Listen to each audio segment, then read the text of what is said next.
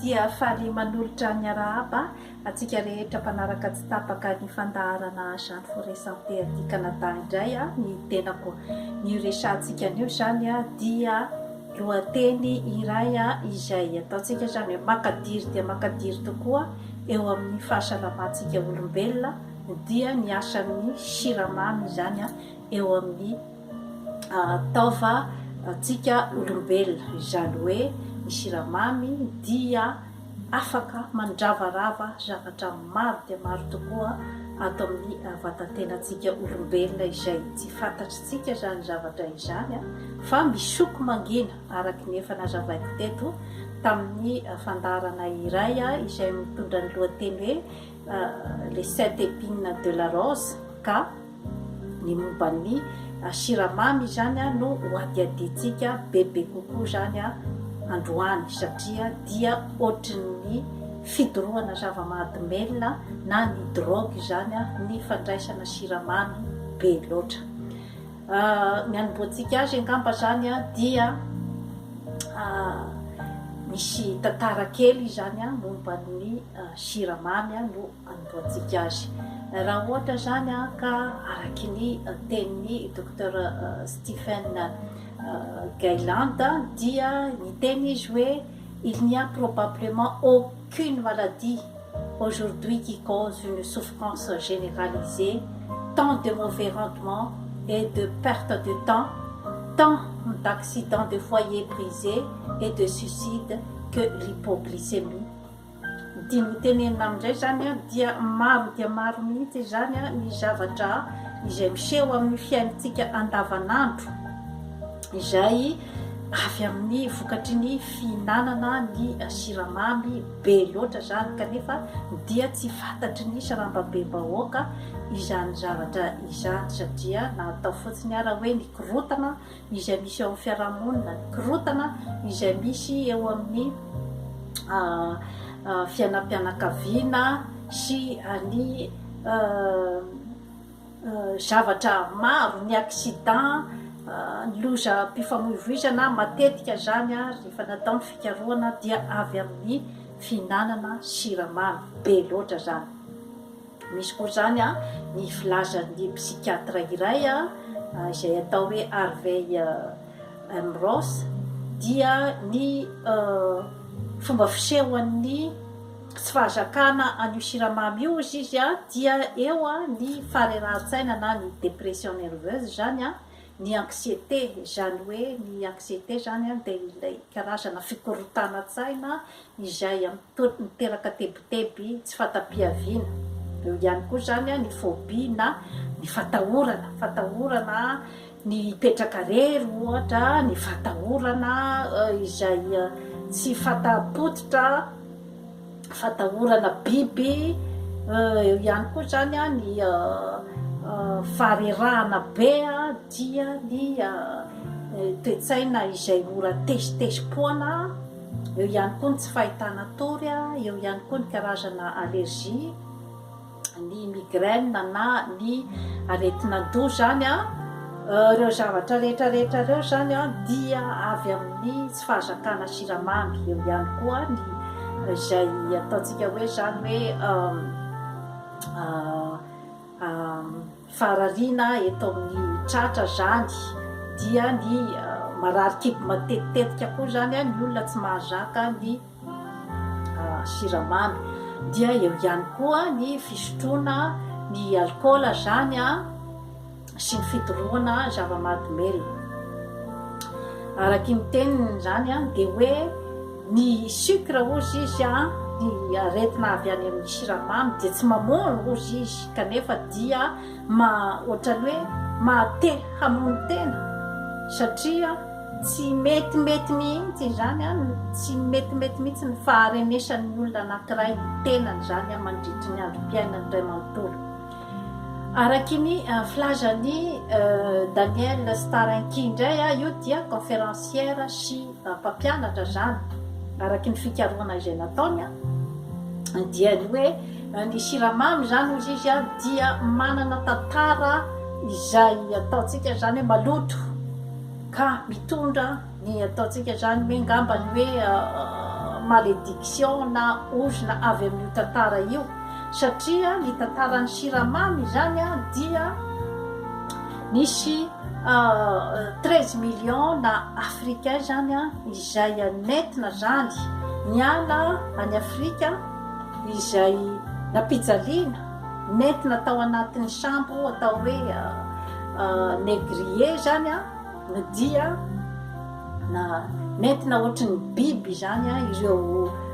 afrikanina reo a, izay nentina ho varotana tany Amérique du Sud tamin'izany andro zany a, mba hampanaofina asa telivozana na misy hoe fanantevozana zany, mba hanaovana ny fambolena zany a ny fary na ny kana sucre tamin'izany andro zany, ary dia io no nentina zany a namokatra ny siramamy. Ka raha araky ny tenin'ny Daniel Starinki zany a, dia ohatrany hoe zany hoe alahelon'olona nanamboarana zany a siramamy, satria maro dia maro zany a ny ainana fohy tamin'izany andro zany a noho ny famokarana siramamy, satria vola be tsy toko tsy foroana no azon'ny mpamboatra siramamy a tamin'izany andro zany, ary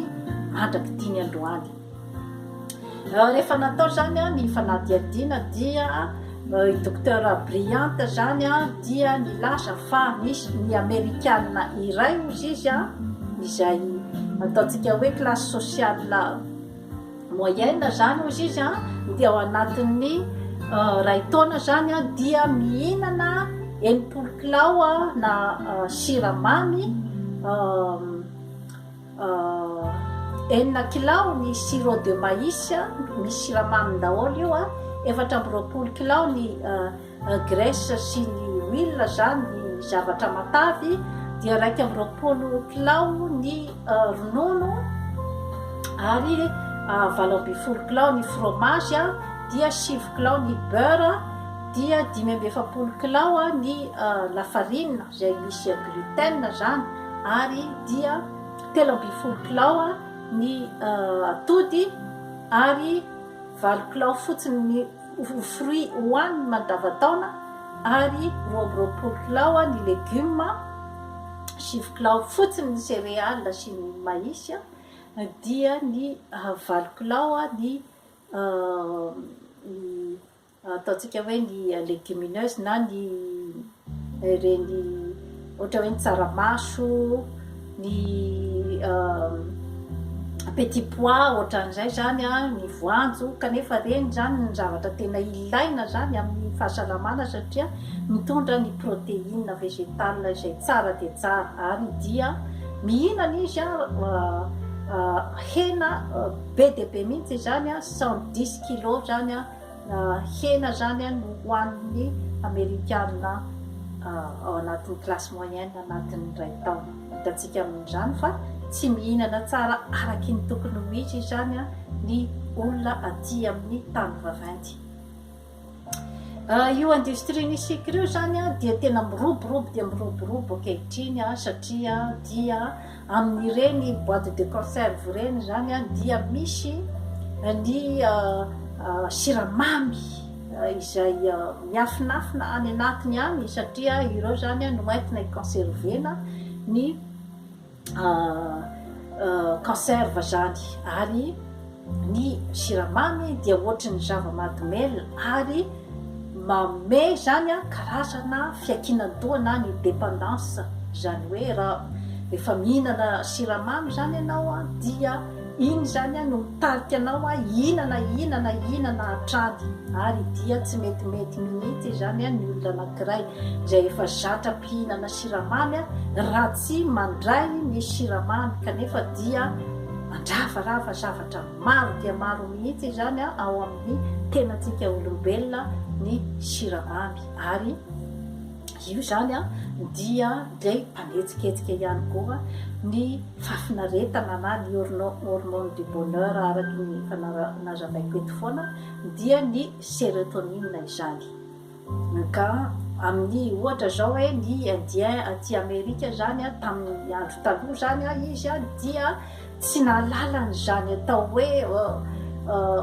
siramamy misy ny anina by fotsy fa ny azy zany a dia ireny ataotsika hoe gibier na ireny bibidia reny zany a no hoaniny ohatra hoe ny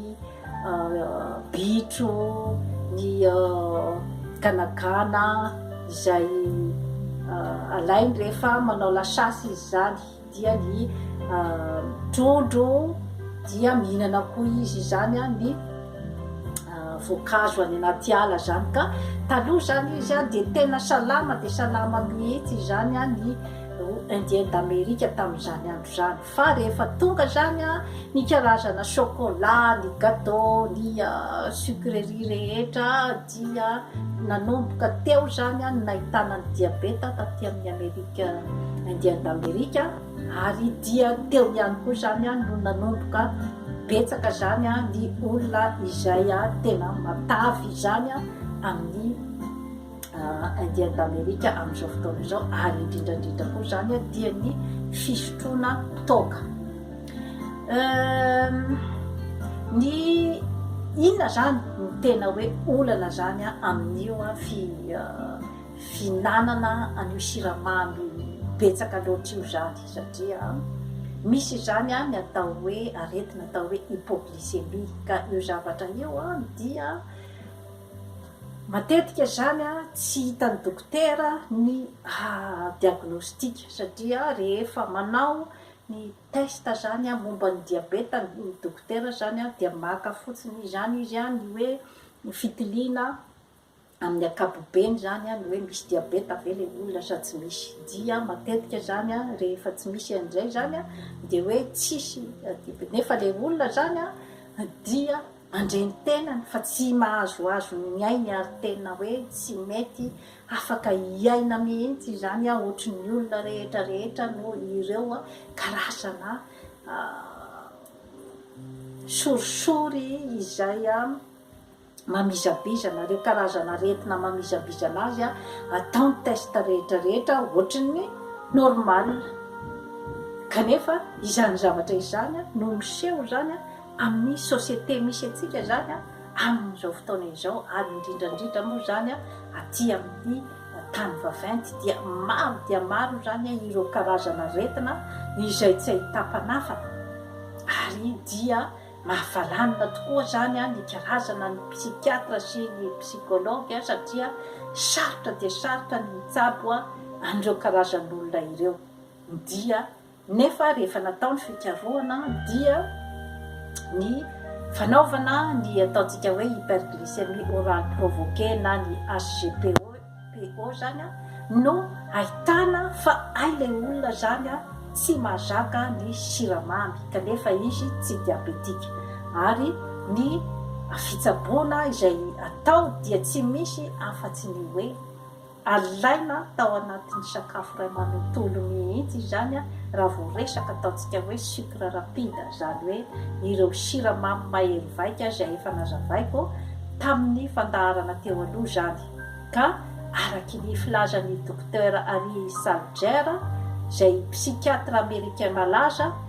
ozy izy hoe l'hypoglycémie est une des causes les plus courantes des maladies neuropsychiatriques et qu'elle est causée par des changements des habitudes alimentaires de l'homme. Zany hoe araky ny teniny zany a dia io karazana hypoglycémie io zany a dia io matetika zany a no fototry ny karazana areti-tsaina zay misy amin'ny tontolo iainana zany kanefa dia matetika zany a dia tsaboina amin'ny antidépresseur tsaboina amin'ny karazana fanafody izay tsy fantatra intsony a lanina tsy hitan'ny dokotera intsony a zay atao an'le olona satria dia miombo ny aretina kanefa tsy fantatra mazava zany a ny tena fotom-piaviany ka rehefa natao a ny fikarohana dia ao amin'io a siramamy io mialatsiny fa efa hiver zao a aty Canada amin'izao fotoana zao ka mialatsiny amin'ireo mpakafy ny fihinanana ny siramamy satria rehefa mangatsika ny andro a de te hinana siramamy a ny olona rehetrarehetra ka entiko fotsiny izany ampisainana atsika rehetrarehetra izany zavatra izany. Inona sinona zany ny fomba fisehoan'io hypoglycémie io. Maro dia maro mihitsy zany ny fomba fisehoan'io dia ilay olona ataontsika zany hoe kizitinijitina lava zany ary dia tsy maintsy nerveux foana zany le olona ary reradava, dia matetika zany mangovotra indraindray arasafotra mihitsy ary dia matetika miseho koa amin'ny alalan'ny faharerahan-tsaina na ny dépression nerveuse, ary matetika koa tsembotsemboka reny karazan'olo reny dia fanopanina matetika,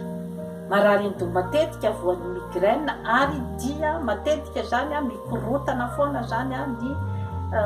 fitaovam-pandevonan-kanina, zany hoe misy rivotra foana ny kibo ohatran'ny fenofeno, ary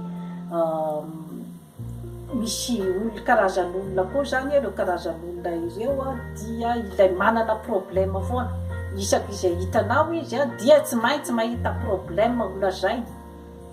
Dia eo ihany koa zany ilay ataontsika hoe tahotra tsy fatam-piaviana, eo ihany koa ny fafangarona zavatra, ny mitepitepo mafy ny fo na ny palpitation zany, dia marary matetika zany ny muscle-n'ireo olona reo, ary dia olona matetika negativa foana, ary dia tsy azo iaraha-miaina loatra fa tsy maintsy misy korotana foana zany ny fifandraisana aminy. Eo ihany koa zany ny olona izay mora mitomatomany fahatany, indrindrandrindra eo amin'ny vehivavy zany, dia ny fidinan'ny libido, zany hoe ny tsy faharisiana loatra zany ny anao firaisana ranofo. Eo ihany koa ny crampe izay miveriberina matetika amin'ny ozatra zany, ary midina ny concentration na ny fifatohan'ny saina, dia indraindray majavozavo koa zany ny maso, ary dia misy izany ohatran'ny hoe karazana manindrotsindrona ny hoditra, seposepotra matetika ilay olona, ary dia matetika manaokaoka matetika, ary tia tory mitranga koa zany eo amin'ny impuissance sexuelle eo amin'ny lehilahy, ny fanofisana ratsy, ny artrite sy ny arthrose, zany hoe ny aretina amin'ny valitaona raha zany dia eo ihany koa zany ilay olona izay tia mono tena foana, ary miatefa koa zany amin'ny fidorohana zava-mahadomelina sy ny fisotroana toka, ary ny convulsion. Eo ihany koa ny schizophrénie izay areti-tsaina efa mandrosondroso, manao crise mihitsy zany ilay olona. Eo ihany koa ny syndrome de Parkinson sy ny diabeta. Eo ihany koa ny tumeur cérébrale na ny homamiadana any amin'ny atido. Izany rehetrarehetra izany zany dia eo ihany koa ilay olona te hihinana siramamy foana, ary tsy ahitohaina mihitsy zany ny fitiavany te hihinana siramamy. Dia eo ihany koa ilay olona malahelohelo lava sy misy émotion betsaka zany. Ka olona ohatraohatry ny ahoana zany no tena matetika voan'io hypoglycémie io, dia eo ny mpisotro toka,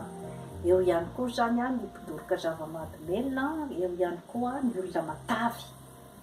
eo ihany koa ireo izay ataontsika hoe délinquant juvénile, zany hoe ny zaza mania. Amin'ireo zaza reo zany dia ahitana intolérance au sucre be dia be mihitsy zany. Eo ihany koa zany ny violence conjugale, zany hoe ny mpivady izay mikorotana matetika avy amin'ny sakafo, ka raha ohatra ka rangahy mpisotro toka dia tsy mifamerimberenana aminy hoe aza misotro toka no tokony ataonao, fa ny manao ny sakafo ara-pahasalamana izay mety hanampy azy bebe kokoa angambany, dia ny ulcère d'estomac na ny aretim-bavony zany. ireo zany a no aretina rehetrarehetra izay a mety ateraky ny ataontsika hoe zany hoe tsy fahazakana ny siramamy. Ka matetika zany rehefa atao ny test momba nireo ireo dia matetika tsy misy inona hita en particulier zany aminy, kanefa dia mikorotana ny sainy, mikorotana ny fanahiny, mikorotana ny vatany ary dia mikorotana ny fiainany. Ka izany zavatra rehetrarehetra izany zany a dia entina fotsiny ampy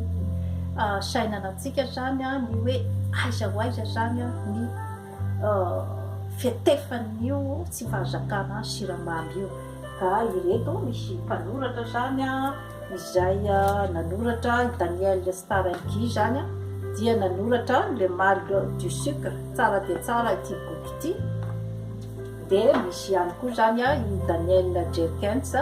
izay nanoratra ny zéro sucre, zany hoe nanao expérience tamin'ny tenany zany a i Daniel Jerkens dia ny fady siramamy nandritry ny herintaona dia hitany fa maro dia maro mihitsy zany a ny aretina izay manjavona tamin'ny fanaovana an'izany fifadianana siramamy nandritry ny herintaona izany. Ka dia ny fahaverimberiko eto foana zany a dia ny fanaovana ny fanatanjahantena, ny fampietseam-batana, ny fihinanana ny sakafo ara-pahasalamana izay efa averimberiko eto foana zany a dia ny eto amin'ny atsasaky ny vilia zany a ny légume, dia ny fruit koa zany a manaraka an'izay, dia amin'ity zany a ny eto amiray apaha-efatry ny vilia zany a no asiana ny sucre lent na ny vary io a na ny paty a na ny ovy. Dia eo amin'ny ray apaha-efatra zany a no asiantsika koa zany a ny ataontsika hoe ny akoho na ny trondro na ireny voamaina ireny. Dia toy izay indray zany a no azo natolotra antsika androany a manaova abonnement amin'ny Jeanne Forêt Santé fa hanatsara ny fiainanao. Bye bye.